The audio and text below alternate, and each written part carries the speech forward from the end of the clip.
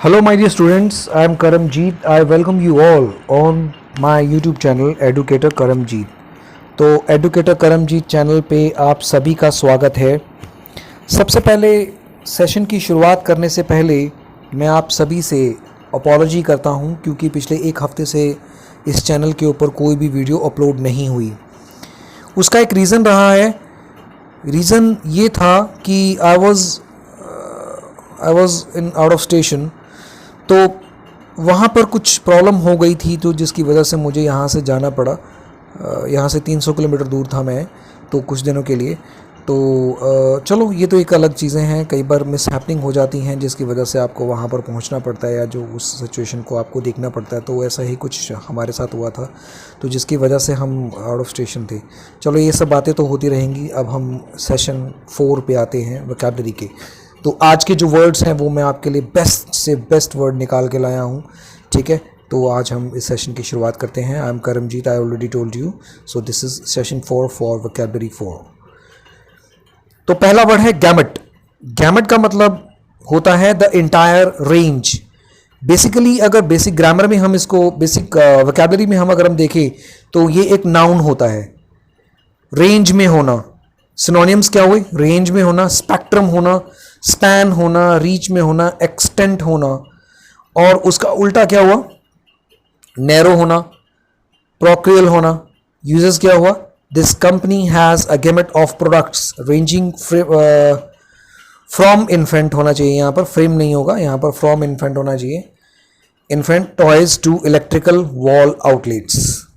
तो गैमेट का मतलब होता है एंटायर रेंज, मतलब पूरी की जितनी भी रेंजेस हैं उसकी सारी क्या है? एंटायर जो रेंजेस हैं वो इन्फेंट का मतलब है छोटे बच्चे, इन्फेंट रेंजेस हैं। Right, next xerox. ज़ेरॉक्स का मतलब क्या होता है? देखिए, ये एक वर्ब है। This is a kind of verb. अब सबसे पहले मैं आपको एक चीज पूछता हूं, अगर आप किसी डॉक्यूमेंट को कॉपी करवाना चाहते हैं तो उसको क्या बोलेंगे आप? कॉपी, फोटोकॉपी, ठीक है। फोटोकॉपी वर्ड हम बोलते हैं, लेकिन उसका एक अच्छा वर्ड, देखिए, किसी वर्ड को अच्छे तरीके से बोलिए। कोई ऐसा वर्ड आप ढूंढिए जो आपकी पर्सनैलिटी को और बढ़ाता है। मैं बात ज़ेरॉक्स की नहीं कर रहा हूं, मतलब आई मीन उसके मिलते जुलते वर्ड्स को आप यूज करेंगे तो जब आपकी रिच वोकैबुलरी होगी तो आपका वे ऑफ टॉकिंग भी बढ़ेगा, अच्छा होगा। तो ज़ेरॉक्स का मतलब क्या हुआ? Copy of document. किसी भी डॉक्यूमेंट की कॉपी का होना is called xerox copy. Xerox is good term rather than using photocopy and copy or duplicate। तो ठीक है, देखते हैं। Make a replica of, make a replica of, sorry tongue हो गया, थोड़ा सा स्लिप हो गया, चलो कोई बात नहीं। Make a replica of बहुत अच्छा फ्रेज है, इसका मतलब होता है Xerox कॉपी। और इसका एंटोनिम क्या हुआ? Real, original. He didn't Xerox his notes, उसने अपने Xerox नहीं किए नोट्स।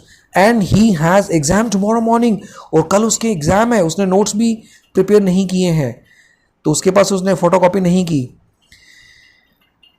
फिर भी उसका एग्जाम है।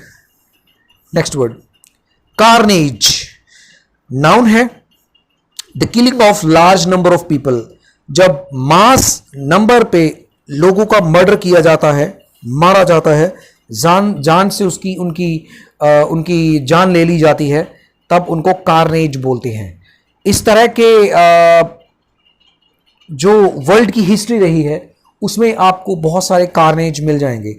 तो जैसे अडोल्फ हिटलर हिस्ट्री में बहुत ज़्यादा फेमस है। अभी जो आजकल के अगर पावरफुल कंट्रीज़ में देखें, जो सन की लोगों की कैटेगरी आती है, तो उसमें नॉर्थ कोरिया के जो प्रेसिडेंट हैं किम जॉन उन, उनका नाम सबसे पहले आता है। और इसके अलावा और भी बहुत सारे ऐसे कंट्रीज़ हैं जहाँ पर आदिवासी लोग हैं जो मास किलिंग करते हैं कई बार। तो ये मतलब इस तरह से एक वर्ड को यूज़ कर सकते हैं। तो इसका सिनोनिम क्या हुआ? Massacre, mass murder, decimation, Holocaust. बहुत अच्छा वर्ड है ये, हॉलोकॉस्ट। ये एग्जाम के पॉइंट ऑफ व्यू से बहुत अच्छा वर्ड है। मैसेकर भी बहुत अच्छा वर्ड है। इसका उल्टा क्या हुआ? Peace, calmness, harmony. Adolf Hitler had the bad history because he had carnaged many Palestinian people।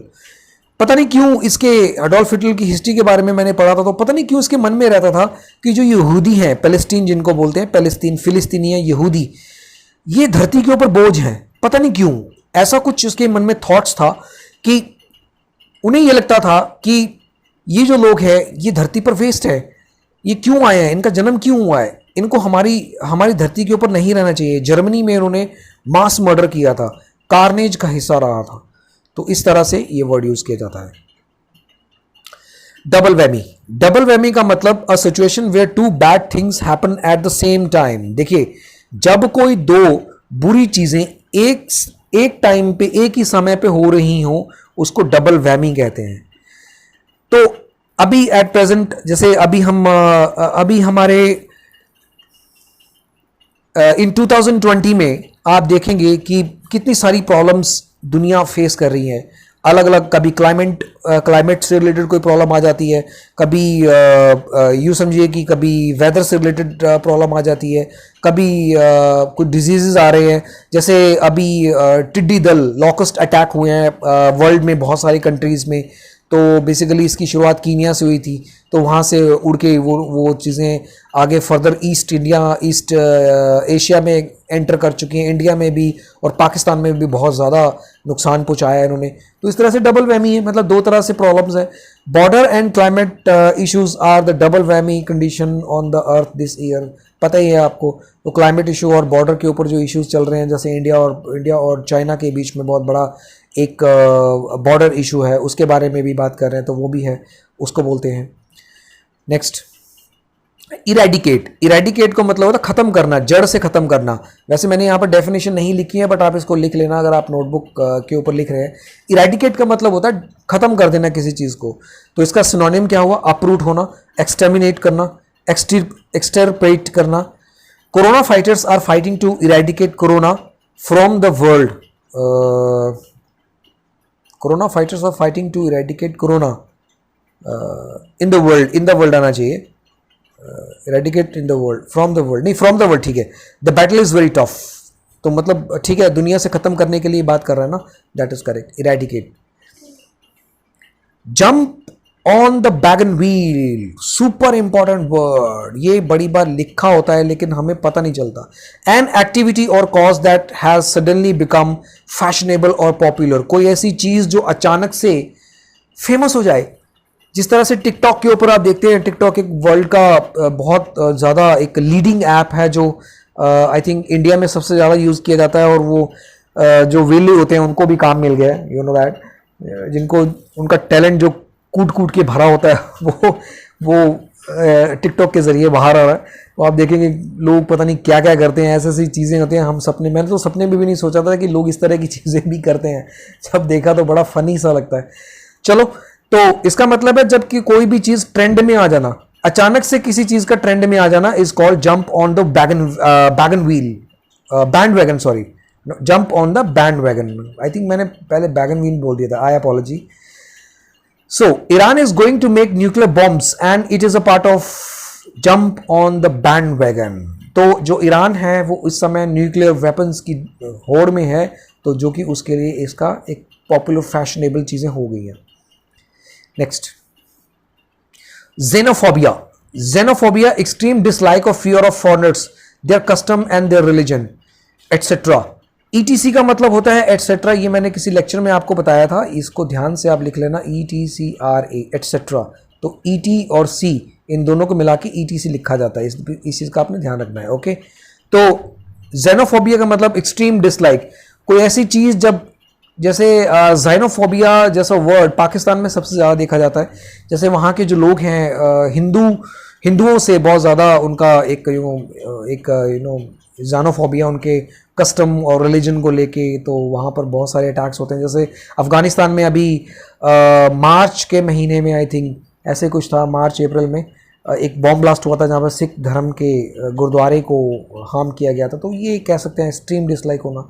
Some security personnel are not agreeing with the views of radical thoughts from other countries and it is a kind of xenophobia। मतलब कुछ security personnels हैं, वो जो radicals हैं, उनके thoughts से वो agree नहीं करते हैं, जो कि वर्ल्ड को थ्रेट होता है, तो इसलिए वो एक xenophobia है। बाइफरकेट, बाइफरकेट का मतलब होता है जब किसी दो चीजों को अलग कर देते हैं, to divide into two branches on parts, दो चीजों को अलग कर देना। तो ये जो वर्ड था मैंने लर्न किया था लास्ट ईयर, जब जम्मू एंड कश्मीर स्टेट को दो यूटीज बना दिया गया। लद्दाख, लेह लद्दाख को अलग बना दिया गया, जो कि कारगिल को मिला के बनाया, और जम्मू एंड कश्मीर एक अलग यूटी बना दिया गया। तो इस तरह से इसको बाइफरकेट, मतलब दो चीजों को डिवाइड कर देना। The government of India has bifurcated Jammu and Kashmir in two parts. ये तो बहुत सिंपल था, ये आई थिंक मोस्टली लोगों को पता भी है इसके बारे में। Protagonist, the leading character of something that is considered as important. वो पर्सन जो टॉप का है, सुपीरियर है, उसको प्रोटोगोनिस्ट बोलते हैं। Exponent, advocate, lead, hero, mainstay. Movie का कोई हीरो हो गया तो वो क्या है, प्रोटोगोनिस्ट है, जिसके ऊपर मूवी बनी हुई है। मैं बहुत ज़्यादा मेरा मन दुखा था जब सुशांत सिंह राजपूत ने सुसाइड किया था, और वो एक प्रोटोगोनिस्ट थे धोनी मूवी में। उनकी जो मूवी थी, आई थिंक उनके मुकाबले में किसी और एक्टर को वो कोई और एक्टर होता तो वो इस तरह का करैक्टर नहीं निभा सकता था जिस तरह से धोनी की मूवी में उन्होंने करैक्टर को अपनाया।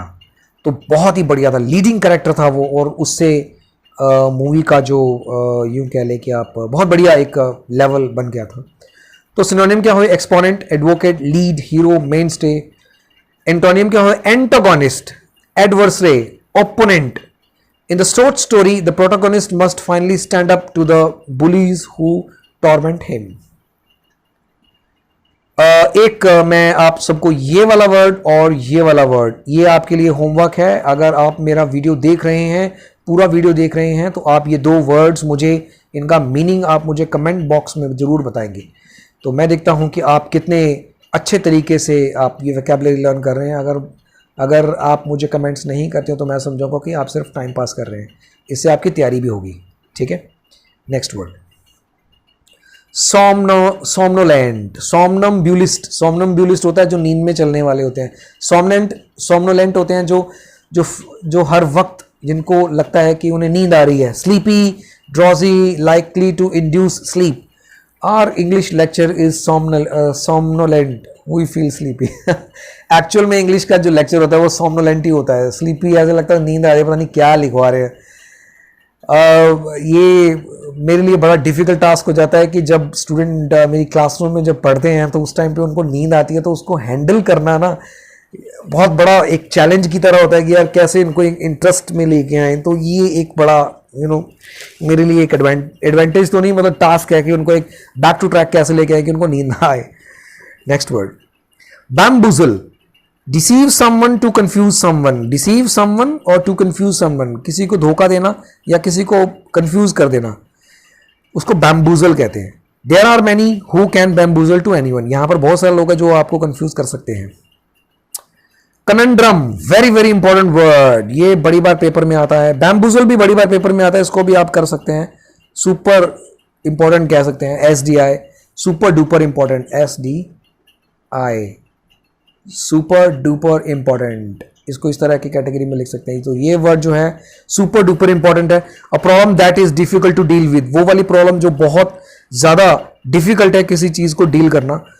Galwan valley issue is a conundrum due to tussle in that region. अभी उस रीजन में जो टसल है तो उसके लिए एक बहुत बड़ा एक डिफिकल्ट है इस रीजन को हैंडल करना, क्योंकि दो देश आमने सामने हैं, दोनों देशों ने अपने अपने टैंक्स लगा दिए हैं और युद्ध के कगार पे पहुंचे हुए हैं। दोनों जो कंट्रियां हैं इस बात को समझ नहीं रही हैं, I don't know what is going on.